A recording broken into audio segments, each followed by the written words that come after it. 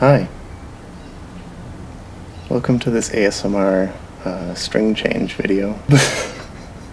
So my high E string broke and I figured why not make it educational.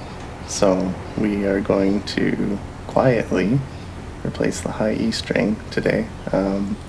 Normally I replace all the strings at once, just allows for a more balanced changeover, because rather than dealing with one problem at a time, you're doing a little bit of preventative maintenance as well. Some of the tools you'll need, I usually have a pencil on hand, and then I have some wire cutters, but I also have wire cutters with a string winder on them. I find the string winder is actually really helpful. The string winder allows you to turn the tuning pegs a lot quicker than it would take manually by hand. Not that strings take that long to change, but it cuts down on the time significantly, and you feel like a pro doing it. And honestly, they're not that expensive. The last thing you need is some strings. I've been using these D'Addario XLs on my electrics. I started going up some gauges, but I didn't really like it, so I'm back down to 9s, and I find that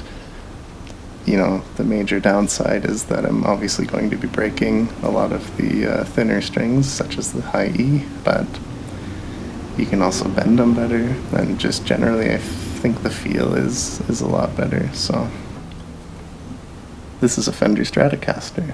It's red, so that's really all I gotta say. This is actually an American-made Stratocaster. I weirdly bought it at a Future Shop, back when those were a thing, before they all turned to Best Buys, and there was one that was selling guitars near where I worked at the time, and I just wandered in, and I always thought about buying a Strat, I just never did, and so I bought it, and that was ages ago, like probably 8 years ago or something like that. The high E is broken, and we are going to fix that. So yeah, we will just take this little string off of the post.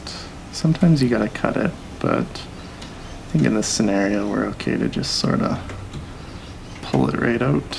And then usually what I do, I make sure the hole is actually facing down towards the nut, or even the bridge. It's all the same cardinal direction really on the guitar. So if you have any small pets, careful where you put the strings, careful where you drop any string bits. I don't think your pet's gonna necessarily gobble the bits up, but at the same time, you will probably feel awful if they do eat some bits of metal and you have to take them to the vet. Not saying from experience. So next, with the Stratocaster, this is the part I always forget about. I'm kind of a perfectionist and a completionist at times. There's a little back plate on the Stratocaster. It's the big white thing. To be honest, it doesn't really do anything. I could probably just keep it off for good. We're going to open that up because we're going to need to take it off in order to align the strings. So yeah, you can see right there, the holes don't line up super perfectly with the opening, which is why this becomes a pain. You gotta pick the right screw head first. I guess a tool I neglected to mention was a screwdriver. Not required for all string changes, mind you.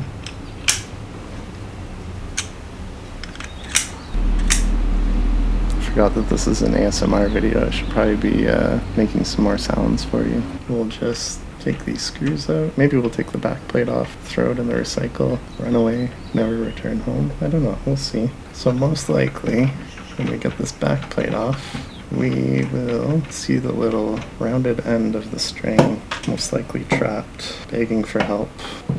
Fell down the well, somebody's gotta help it. That's basically what we're doing, we're rescuing it. Rescuing it so we can replace it, I guess, would be more accurate. Try not to scuff the body of the guitar with your screwdriver, but if you do, you get some nice road wear on it. People take you more seriously as a guitarist. It's actually a smart move. I should do that more often. Maybe after this, we'll just demo the guitar completely. That is the back plate removed, and then inside here, we've see the guts here. I think normally you have 3 springs in here. What the springs do is they basically control the whammy bar for you, and if you take out strings it becomes easier to use, but I mean I think you can also cause some problems with that too if it moves really easy. I've got a 2 spring setup right now just to make it a little easier, so it's almost too easy. That's the way it goes, I guess. And the piece is not coming out now. Never mind, it just wasn't in there. It might have fallen out another time. Back to the topic about pets. I hope they don't eat it. Ideally, you should take your strap off. We're not doing that here. This isn't a strap removing ASMR video, this is a string change video. So the next, you're gonna wanna grab your strings. I don't remember how to open this. Why do they give you a tab if they just want you to open the sides? I guess that's for hanging it. I don't know. And you can see that they always give you color guides to let you know what you're working with. So in this case, we are doing the high E, which is denoted as the first string here. I mean, some people would argue that it's the last string, but who am I to fight Daddario on that?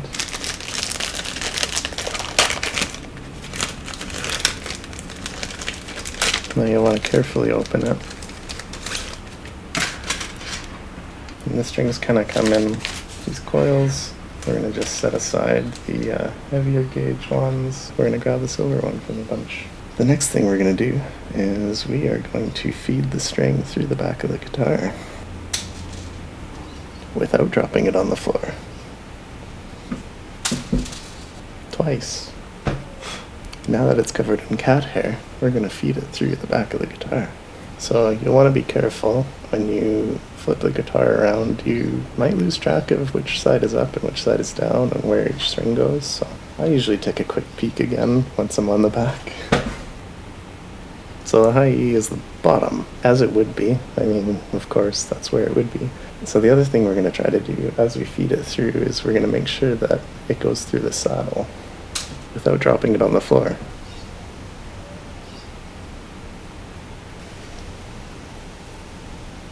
So yeah, you want to make sure that it goes through the saddle there.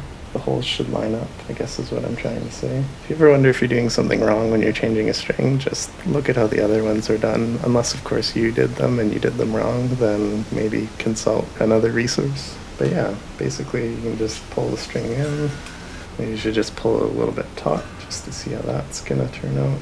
I suppose if you put the back plate on now, it would stop the string from falling out as we do the rest of the steps, but we're not gonna do that. So the one thing I was learning about over the years of changing strings was if you put a little bit of graphite into these little divots in the nut, it actually acts as a bit of a lubricant. I mean, to be honest, I don't know how much it really helps. I just feel like I'm doing something. Maybe it's become more ritual than actual need, but we're gonna do it anyways. Gotta switch hands. I'm right-handed. I basically just, you know, like you were filling in a Scantron on an exam. You just want to fill that in. Get some shavings in there. So hopefully this comes through okay on the video. Basically, as you're stringing, you want to make sure that you end up getting the string both in the nut as well as underneath the post here. But first things first, we're basically just going to wrap the string into the post here. When you think about it, you're basically going to wrap it counterclockwise, because when you turn the pegs, you want it to pull that way. So basically what I do is I just kind of wrap it through. I don't pull it too tight, but I do pull, you know, a few inches in. That's what she said. And then pull some tension on the main string piece here. And then I just start turning the tuning peg and praying and hoping for the best. You know, in these trying times, 2020, I think that's about all you can do is just turn the tuning pegs of life and hope for the best. If that's a little too optimistic for you, maybe find a different YouTube channel. I'm joking. So, what I'm actually gonna do, the thing I should have done ages ago, I'm going to employ this. So this thing has a little kind of cross to it. It allows you to quickly, well, maybe not that quickly if I'm doing it on camera, it allows you to quickly turn the peg. I still keep a bit of tension on the string. I mean, at the end of the day, there's lots of different ways of doing this. This is all just the way that I do it. You know, if your dad barges in and says, ain't, you know, changing those strings right, well, you tell him, John Capus told you to do it this way. They'll probably say, who? So maybe don't do that. I don't know. Tell them, like, I don't know, who plays guitar nowadays? And basically what you want to do, I usually tighten until you can get a nice guitar sound coming out. So you can kind of hear. And then the other thing to keep in mind is that high E it's going to have a similar feeling, right? And it's obviously going to be higher pitch than the lower B string. So you can kind of use those pitches to tell where you are. Of course, I would actually use a tuner once I'm closer to the pitch.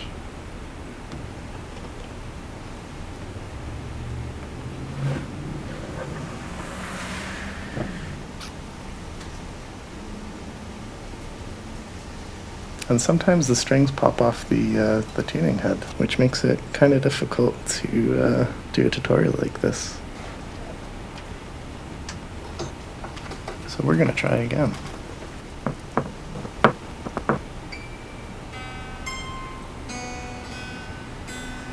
Okay. So I may have over-tightened it there, which is something you generally don't want to do. Don't be like me. So normally when I change my strings, I get them all up to something resembling the tension and pitch close to what I think, which is usually quite a bit off. If you have perfect pitch, maybe ignore this advice. Normally what I do is I tune the guitar to maybe a full step down, so D's instead of E's, and I basically get the tension right for all the strings. I get them all tuned to a whole step down, and then I play it, try to work in the strings a little bit, and then from there I'll tune it up to a half step below standard tuning, and again, you know, play some chords, kind of work the strings a little bit, you know, maybe not do any bends or anything like that. That might stretch the strings too far. But then once it's relatively sitting in pitch, then I bring it up to standard tuning. This whole process isn't more than, you know, a few minutes really. I might leave it alone for half an hour and come back to it, but I bring it into standard tuning. The thing to keep in mind when you get new strings on anyways is you're going to be tuning it over the next week or so. Sometimes the strings will definitely start to fall out of tune, but you just got to keep reminding them of what pitch they need to be, and that's it. Thank you for indulging in this weird video. If you want to see more content like this, like and subscribe, leave a comment. Let me know what kind of videos you want to see. You know, I'd love to break down some of my gear. I might do a little songwriting tutorial. Is that a word I would use with that? I'm not sure. Thanks for watching.